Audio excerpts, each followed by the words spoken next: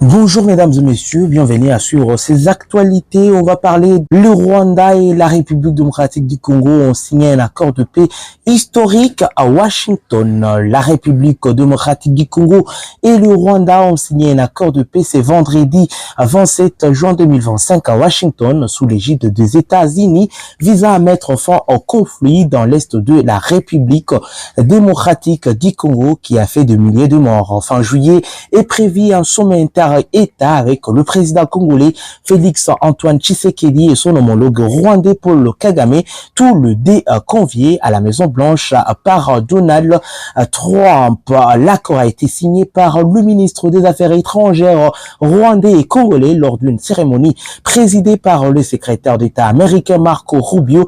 Une poignée de main historique entre le ministre des Affaires étrangères rwandais et congolais a conclu la signature de cet accord en 3 exemplaires. C'est un moment important après 30 ans de guerre, a déclaré le secrétaire d'État américain Marco Rubio lors d'une cérémonie au département d'État aux côtés de ses homologues rwandais et de la République démocratique du Congo, ajoutant cependant qu'il avait encore beaucoup à faire. There's been a lot of interest in this, and we're grateful to all of them. They were invited, but I guess they have stuff going on in the Senate, as you know.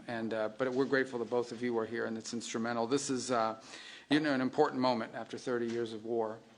President Trump is a president of peace. He really does want peace. He prioritizes it above all else. We saw his intervention in the conflict between India and Pakistan. We saw his intervention most recently as a few days ago in a very dangerous war, right? A very dangerous war that could have really spiraled out of control, and his intervention made that possible. And there are other places that we want to see this, but we're very excited about this, and we can't wait to have the heads of state, the presidents of the respective countries here in Washington in a few weeks to finalize the complete protocol and agreement. But today is an important step in that direction, and we're grateful to be able to host it here at the Department of State. And just thinking, we think sometimes about peace. It's not just about ending wars. And it's not just about saving lives. It's about allowing people to live. It's about allowing people to now have dreams and hopes for a better life, for prosperity, for economic opportunity, for a family reunification, for all the things that make life worth living. Those things become impossible when there's war and when there's conflict. So we're grateful to have played the role we've played. We acknowledge and recognize there's still more work to be done. But we thank you all very much for being a part of this historic and important day. This is really why I wanted this job, or why I embraced this job so much, is moments like this. This is, in essence, the Department of State is really the Department of Peace. It's designed to bring people together, both in our relations with other countries, but to the extent we can use the stature and the influence of the United States to bring others together. It makes the world a better place. And I honestly believe that when there's peace in the world among friends who may have disagreements and conflict, it does help America. It does help make America stronger and safer and more prosperous. It gives us partners we can do business with, and partners that we can work with to address insecurity and threats to our national security and to our collective national security. L'accord est fondé sur l'engagement pris ici de mettre fin de manière irréversible et véritable au soutien de l'État au FDLR et aux milices associées, a déclaré le ministre rwandais des Affaires étrangères Olivier Nduhungirehe lors de la cérémonie. Thank you. Secretary of State Marco Rubio, Minister Thérèse Wagner, the Chairperson of the African Union Commission Mahmoud Yusuf, Minister of State Mohamed Ali Koulaifi of Qatar, my colleague Minister of Foreign Affairs of Togo, Robert Dussé, Senators, dear colleagues, good afternoon. Let me begin by expressing our sincere appreciation to President Donald Trump for his personal engagement in facilitating this historic agreement.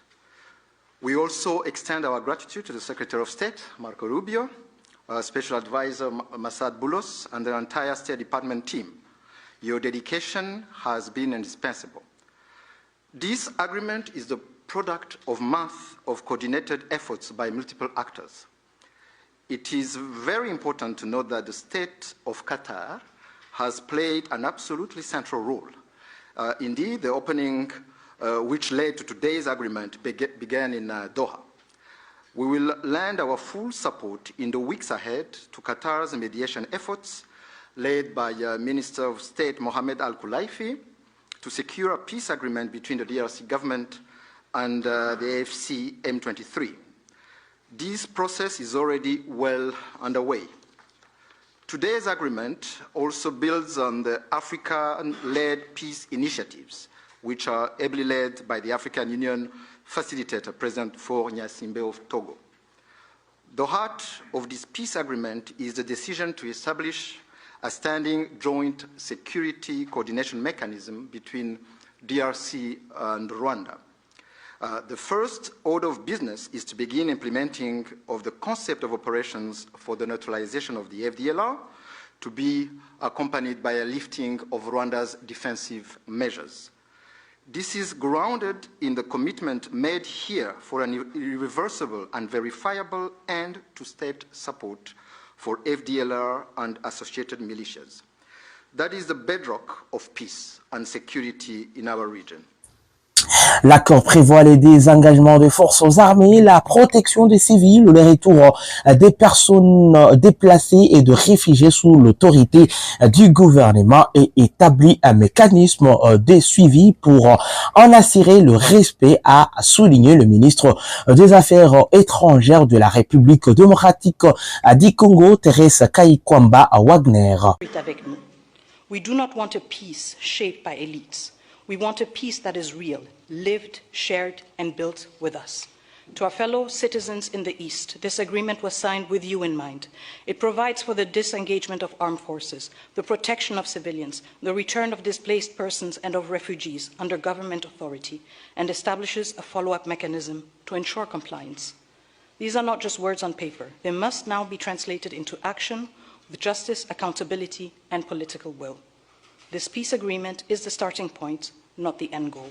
It must now be followed by disengagement, justice, and the return of displaced families, and the return of refugees, both to the DRC and Rwanda. However, no text, however carefully negotiated, can carry on its own the weight of peace. I still remember, on the day we signed the Declaration of Principles, a member of the US team said, "If it were easy, it would have been done a long time ago." That holds true now more than ever.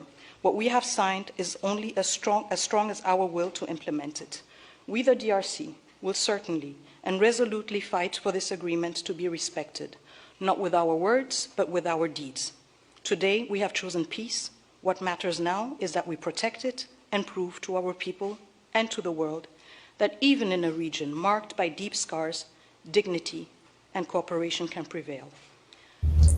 Les conseillers du président Trump pour l'Afrique, Mossad Boulos, a lui indiqué que Kigali s'engage à la levée de mesures défensives du Rwanda, même si l'accord ne parle pas explicitement du 1-23. Pas de retrait immédiat, donc, mais une mise en œuvre graduelle à travers un plan conjoint. Les CONOPES adopté le 31 octobre 2024. Ces plans visent la neutralisation du groupe armé FDLR, la question du retrait de militaires rwandais régulièrement dénoncé par Kinshasa, mais jamais reconnu publiquement par Kigali, est directement lié à ces dispositifs. Cet accord d'épée n'est que le début, pas la fin, a déclaré la ministre congolaise.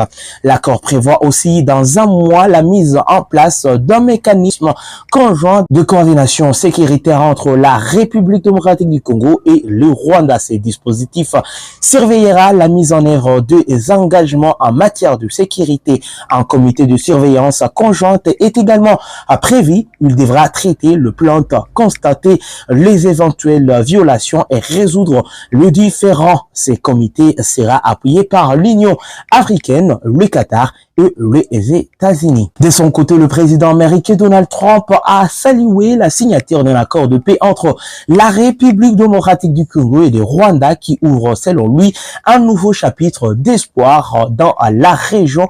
Aujourd'hui, la violation et la destruction prennent fin et toute la région entame un nouveau chapitre d'espoir et d'opportunités, d'harmonie, de prospérité et de paix, a déclaré le président Donald Trump aux côtés de ministres des Affaires étrangères de deux pays. C'est un jour merveilleux, a-t-il ajouté. Le président américain ne s'est pas investi dans la résolution de ces conflits par hasard. Les États-Unis devraient avoir un accent privilégié aux ressources minières de l'Est de la République démocratique du Congo. Les prix à payer peut-être pour parvenir à une paix durable grâce à la supervision de la plus grande puissance militaire mondiale. Dans quelques semaines, le président congolais et rwandais Félix Antoine Tshisekedi et Paul Kagame seront à leur tour reçus par Donald Trump, selon des sources consultées et des sources proches de la médiation.